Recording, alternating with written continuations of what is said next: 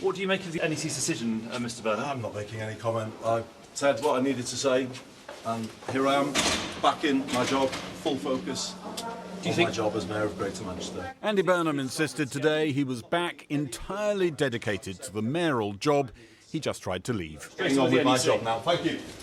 Keir Starmer, who had urged Labour's national executive officers to block Andy Burnham's bid to get into Parliament, was today still insisting it was all about not stretching Labour Party resources with the bill for a Greater Manchester mayoral contest.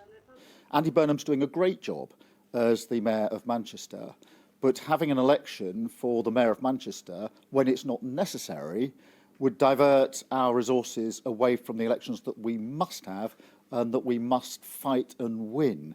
And resources, whether that's money or people, need to be focused on the elections that we must have, not elections that we don't have to have. And that was the basis of the NEC decision. One member of the National Executive Committee admitted his colleagues who were at the weekend meeting with Keir Starmer that blocked Andy Burnham had other motives as well, trying to head off a potential coup by Andy Burnham. He and his allies had given every indication, as far as you could see, that a plot was afoot to topple Keir Starmer. Yeah. There was no reason to think otherwise, was there, despite what Andy Burnham says? And you couldn't really hand him the keys to Keir Starmer's house. No, and I think that's asking was asking the people that are responsible for the sound management of the party and for its best interests to have acted in a very perverse way.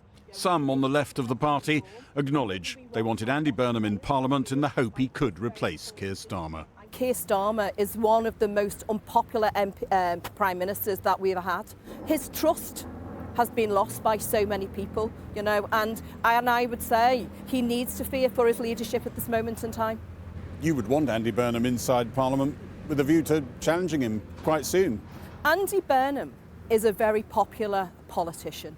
He won the election for mayoralty in 2024 with 63% of vote and every single box. That says something about the popularity of the King of the North. Some Labour MPs aren't won over by any of the alternative candidates to Keir Starmer that get talked about and think that might save him. There will certainly be discussions and maybe a challenge if the local election results are as bad as they're expected to be. But a challenge could make things worse.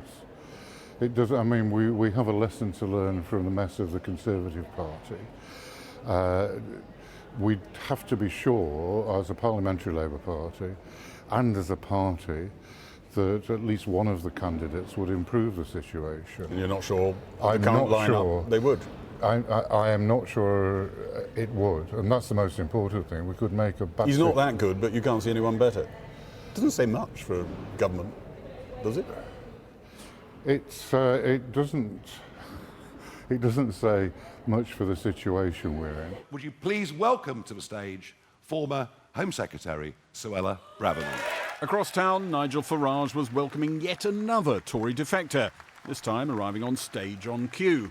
Suella Braverman was Home Secretary, though she was sacked twice from the job, once after 43 days, then again after reappointment a year later.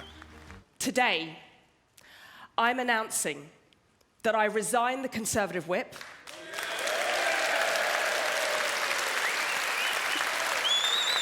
and because I believe with my heart and soul that a better future is possible for us, I am joining Reform UK. The Conservative Party reacted with a statement saying the Conservatives did all we could to look after Suella's mental health, but she was clearly very unhappy. The statement was later withdrawn.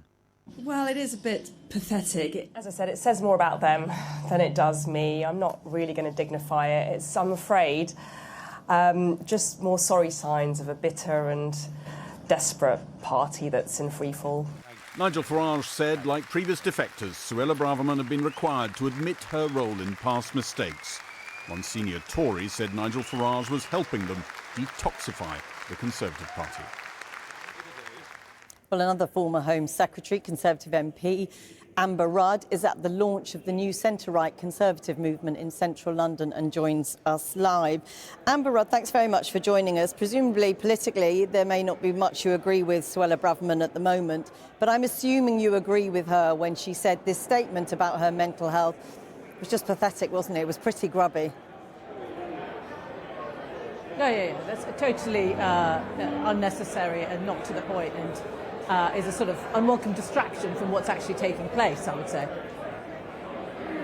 But it speaks to judgment, though, doesn't it, from the party at the moment for a lot of people? I mean, she talks about it as a sort of the last throes of a toxic and desperate party, and that is what it looks like to a lot of people. Look, there's a lot going on in politics at the moment. A lot of people don't know who Suella Braverman is. She's gone to join Reform. I wouldn't personally, I'm not going to dwell on that anymore.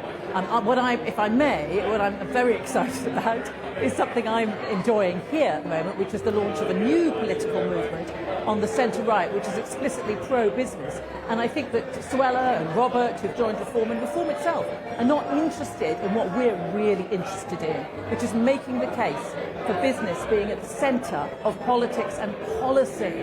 I work in business now, and I find that I'm asked so many times, where are the policies to help us? And that's why we're launching Prosper UK, to go across the country, to get out of Westminster and to engage with businesses and make sure that they're put at the centre, because they are the ones that take the risks, provide the money, the tax, the employment. And I really feel, and that's what the evidence shows, that there's a market for that in the voters as well as the public. I mean, it's funny enough, Nigel Farage was talking just today about saying the next people that he'd be looking to take on board to the party were people who work in business.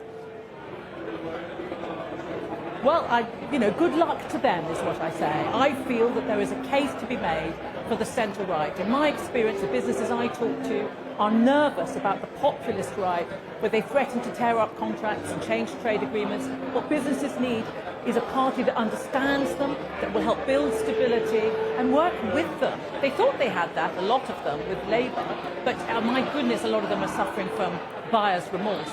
But what we're trying to do here at Prosper UK is create a movement that will help to make them, the businesses, part of the policy, and to show Kerry Badenoch this needs to be part of her policy development. We're going to come up with ideas and innovation and make sure that the Conservatives are at the centre of this. Forgive me, I'm having quite a lot of trouble. I'm having quite a lot of trouble hearing you. But can I just ask you? You know, you said there, Suella Braverman, you know, most people won't know who she is. I mean, within politics and within the Tory party, she was once regarded as quite a big name. Do you view these defections as a really good thing, a sort of clearing out of the right-leaning MPs in the Conservative Party? Or do you accept that it looks like, as your former colleague Robert Jenrick said a little while ago, a party that deserves to die? No, I do not accept that at all. And, you know, I wish Robert and Suella well. I didn't know them well, but they've found somewhere they think they can succeed. Good luck. In my experience, what the Conservative Party needs to do is really engage with the business, the employers, the entrepreneurs, the people who take the risks, and that's why we're launching Prosper UK. And we hope that as many people as possible will join it, because it's not just about me or the other leaders of it, like Ruth Davidson and Andy Street. It's about individuals. We want them to Amber Rudd, I'm sorry, we're going to have to end it there. The noise is very loud, but thank you very much for battling through it. Thanks for talking to us. Thank you very much. Thank you.